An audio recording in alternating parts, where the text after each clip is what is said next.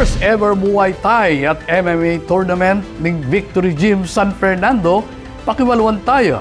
King Report ng Angel Dumagat. Inanunsyo ng Edmond Mendoza, Chief of Operations ng Victory Gym and Athletic Club, ing pekamumunang Muay Thai at MMA tournament ta inawasdang habagat.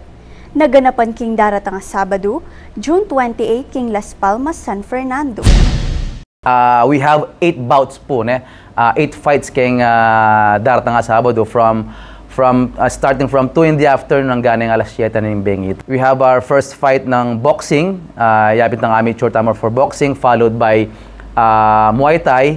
After the Muay Thai, retang undercards tamong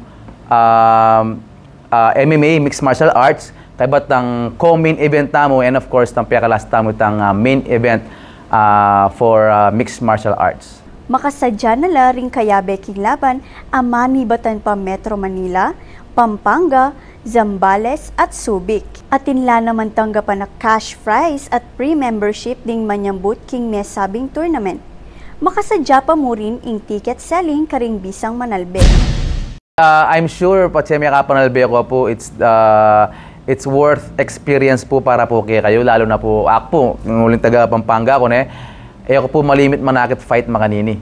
Okay? So, ini po, experience na po para kay katamo para makapanalbi ako pong tutong laban po talaga.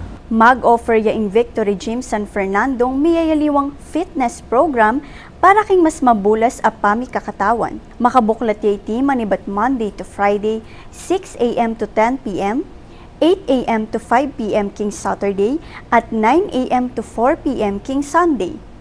Ako Angel Dumagat para king News Force Pampanga. Balitang Tutu, King Balen, Susuyo.